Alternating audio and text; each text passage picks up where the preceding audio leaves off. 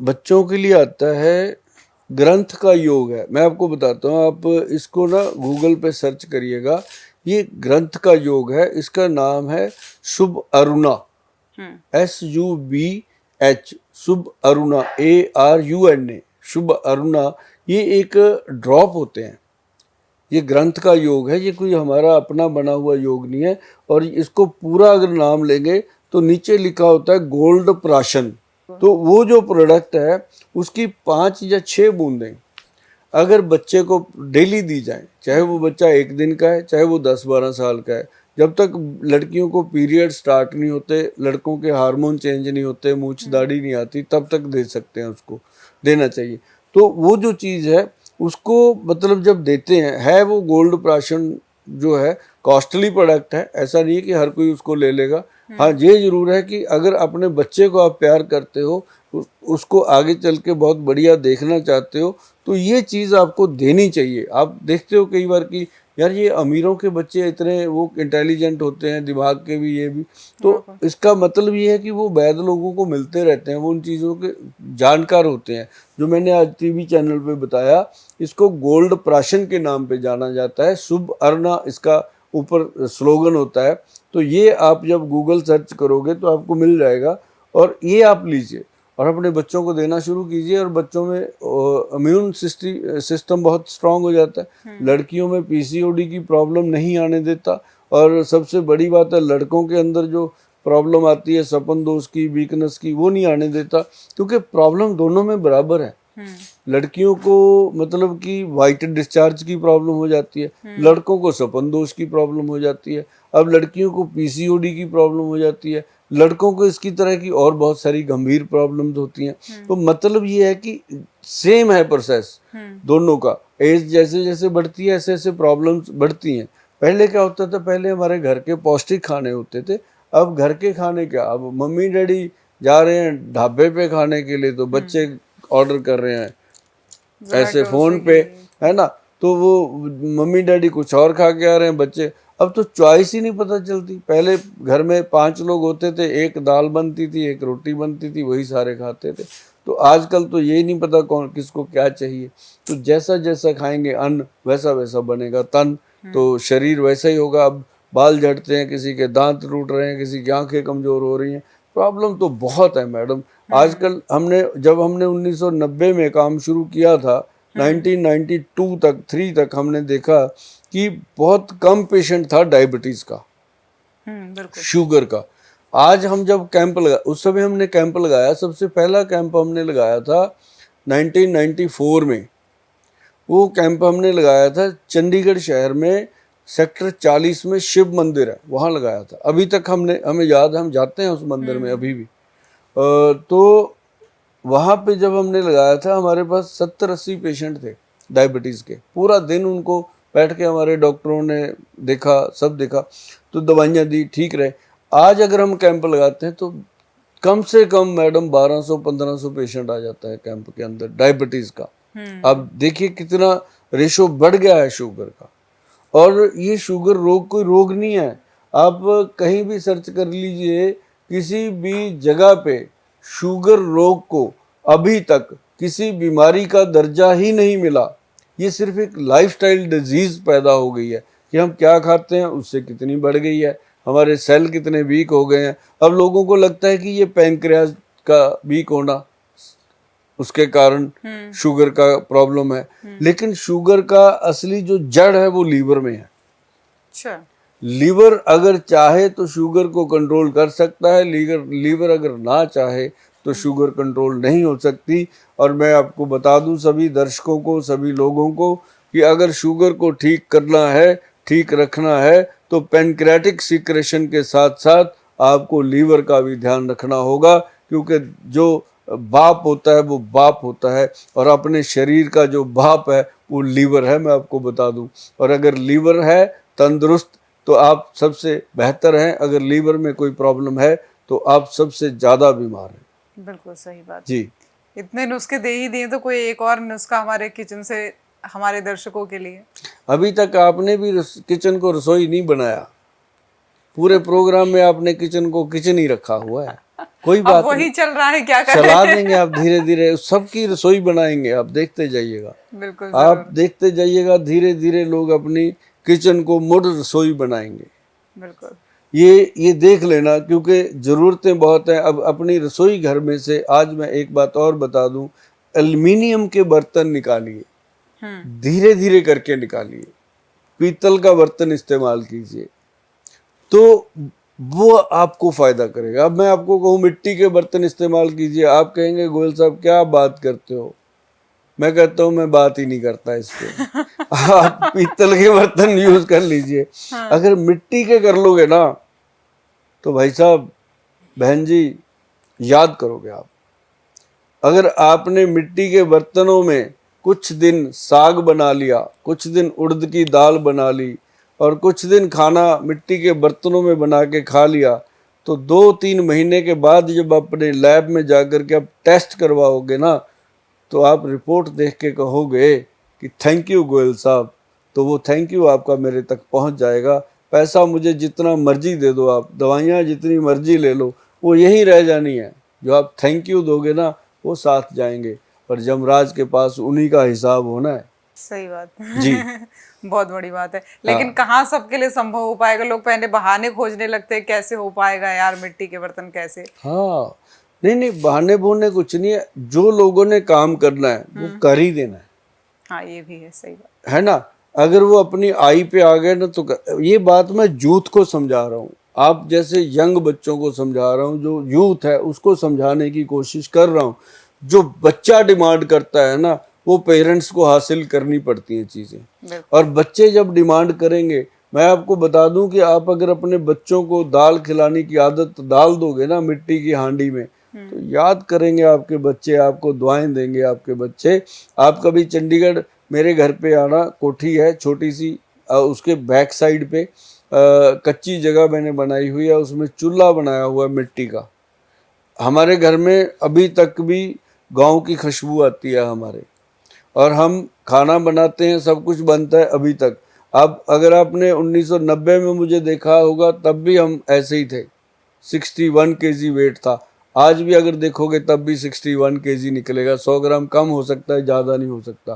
क्यों? इसकी रीज़न यही है कि हमने अपनी डाइट में कभी भी ऐसी चीज़ें नहीं आने दी जो हमें कोई नुकसान कर जाएं। आज भी लैब वाला ये कह नहीं सकता कि गोयल साहब आपकी जो रिपोर्ट है इसके अंदर ये प्रॉब्लम है। भगवान की ऐसी कृपा है कि लैब टेस्ट बिल्कुल नॉर्मल आते हैं और LFT बिल्कुल नॉर्मल आते हैं।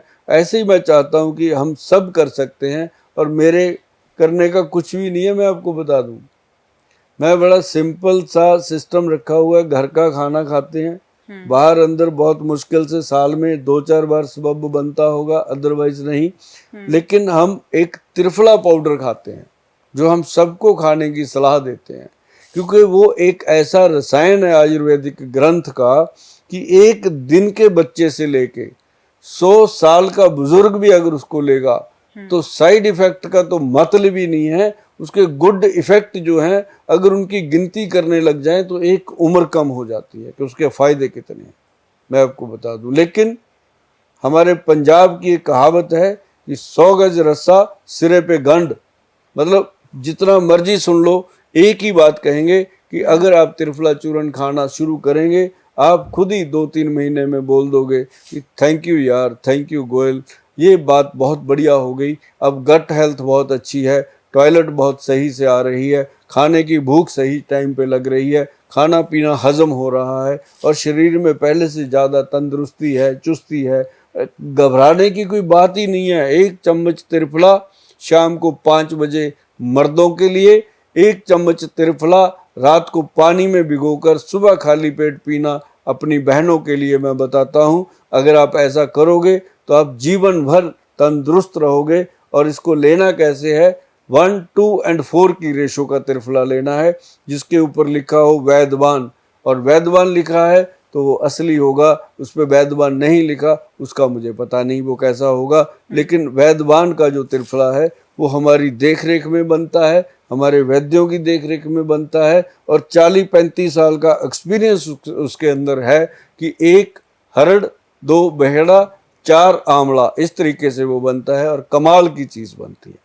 वैसे मैंने भी ट्राई किया है, जी। लास्ट एपिसोड जो हमने किया था उसके बाद से मैं भी रेगुलर हाँ, ले रही हूँ, आपको काफी बताया फायदा है, था, बिल्कुल काफी फायदा है। बहुत बढ़िया है, चमक चलिए। रहे हो पहले से आप। चलिए एक और नुस्खा बता ही दीजिए, जब इतने बताए हैं आपने तो।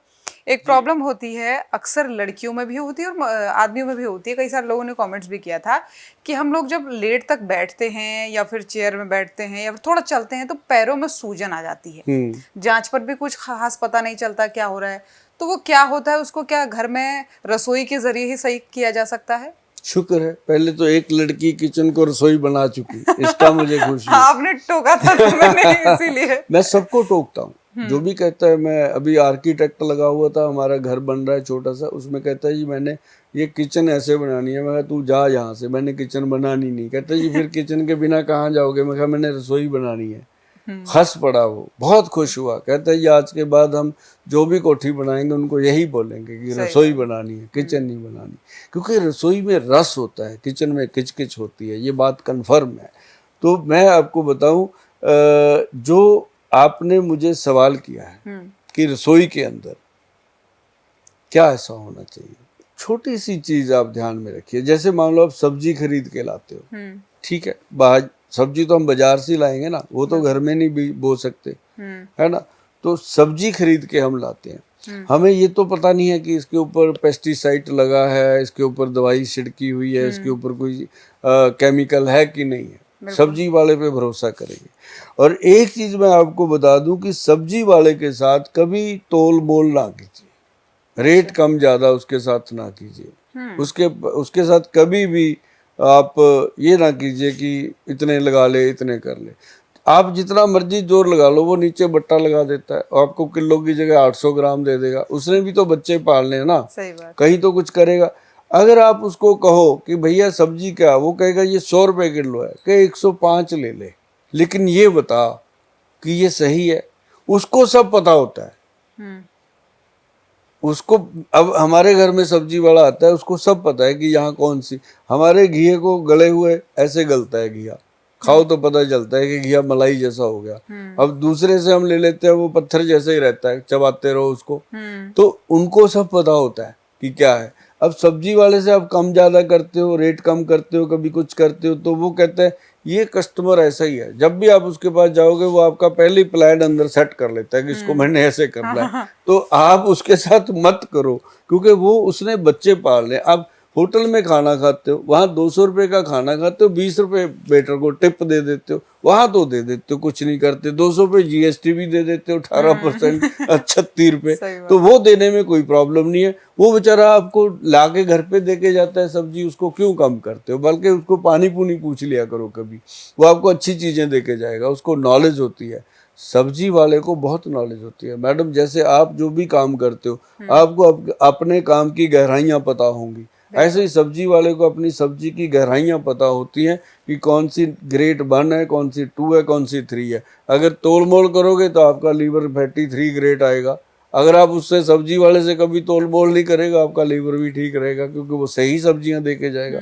तो रसोई के अंदर जो चीज़ आप लेके आते हो, ये चीज़ एक तो ध्यान रखिए। दूसरा, उसको ला करके पानी में डाल दीजिए कुछ समय के लिए, उसके अंदर नींबू डाल दीजिए काट काट के, नींबू का रस नहीं, नींबू के पीस काट काट के डाल दीजिए, खीरे के पीस काट काट के डाल दीजिए। वो अल्कलाइन वाटर बन जाता है एक तरह से, पुदीना पुदीना डाल के। उसके साथ आपकी सब्जी में काफ़ी चीज़ें सेफ हो जाती है, तो वो कर सकते हो। और दूसरा, कोई भी चीज़ आप खरीदते हो, बहुत ध्यान रखना, चाहे आप कोई चिप्स का पैकेट खरीद रहे हो, चाहे आप कोई भी खाने पीने की चीज़ खरीद रहे हो, आप एक चीज़ का ध्यान रखना, उसके ऊपर एक तो मैन्युफैक्चरिंग डेट देखनी है और एक एक्सपायरी डेट जरूर देखनी है। ये चीज़ बहुत लोग नहीं देखते। कई लोगों को मैं पूछता हूँ कि यार इसकी एक्सपायरी क्या है, कहते हैं हमने तो कभी देखी नहीं। अरे भाई देखना चाहिए। आप एक्सपायरी देखना शुरू करोगे तो कंपनियां अलर्ट हो जाएंगी, आपको फ्रेश चीज़ें देना शुरू करेंगी। नहीं तो आपको पता ही नहीं चलता कि कौन से सन की बनी हुई आप फ्रूटी पी गए, कौन से सन का बना हुआ आप कोल्ड ड्रिंक पी गए। तो मतलब ये है कि उन चीज़ों के भी लीवर के ऊपर बैड इफेक्ट पड़ते हैं। भाई साहब, मैं ये कहना चाहता हूँ कि अपने लीवर को वही चीज दीजिए जो इसको स्वस्थ रखे, बिल्कुल मस्त रखे। जो चीज आप इसके ऊपर गलत डालोगे उसका गलत आउटपुट आएगा, चिब खिड़बा आपका मुंह हो जाएगा और बाल झड़ जाएंगे, शरीर चल नहीं पाएगा, थकावट चढ़ने लगेगी, छोटी सी चाल चल के आपका सांस फूलने लगेगा। लीवर को तंदुरुस्त रखिए। और सबको बताऊं कि लीवर जो हमारे राइट साइड होता है और 1.5 किलो का पार्ट होता है, अपनी बॉडी में सबसे बड़ा पार्ट लीवर है। और जो भी हम खाते हैं उसके अंदर जाता है, पीते हैं उसके अंदर जाता है, उसकी फिर मर्जी होती है उसको कैसे कैसे आगे डिस्ट्रीब्यूट करना है। वो हमारी सेहत का मालिक है वो। और लीवर का ध्यान रखिए, अपना ध्यान रखिए, अपने बच्चों का ध्यान रखिए। बिल्कुल। और दर्शकों इन नुस्खों का पालन नहीं करेंगे ना तो फिर डॉक्टरों के चक्कर ही लगाते रह जाएंगे, फिर ढूंढते रह जाएंगे। तो बहुत बहुत धन्यवाद गोयल साहब, आजकल इतने अच्छे नुस्खे देने एक बात के लिए। और बताऊं, आजकल जो डॉक्टरों का चक्कर है ना, आपने महाभारत में सुना होगा, वो अभिमन्यु वाला चक्कर भी हुआ है। बिल्कुल अभिमन्यु तो शायद निकल सकता था, आज अगर डॉक्टरों के चक्कर में बंदा फंस गया ना, वो ना निकला। मैं आपको बता दूं, उसके लिए अगर घर में कोई भी बीमारी हो जाए, किसी को भी हो जाए, अपने आस पास नियर बाय कोई भी आयुर्वेदिक का वैद्य देखिए, ढूंढिए, उसकी सलाह लीजिए, उससे दवा लीजिए। सबका इलाज सुभाष गोयल अकेला कहाँ करेगा? 140 करोड़ की आबादी में एक अकेला क्या करेगा ये? और आपको इतने लाखों वैद्य दे रखे हैं आज हमारे इंस्टीट्यूट्स ने, तो आप उन वैद्यों से मिलिए, उनसे इलाज करवाइए, उनकी सलाह लीजिए। बिल्कुल गोयल साहब, बहुत धन्यवाद आपका, क्योंकि समय की भी पाबंदी होती है। उम्मीद करते हैं दर्शकों को बहुत पसंद आए होंगे नुस्खे। और पेन कॉपी पेपर लेकर के बैठ जाइएगा, रिपीट कर लीजिएगा प्रोग्राम, लेकिन आपको ये सब चीजें आजमानी है। तो बहुत बहुत धन्यवाद गोयल साहब। वीके न्यूज, राष्ट्र के नाम।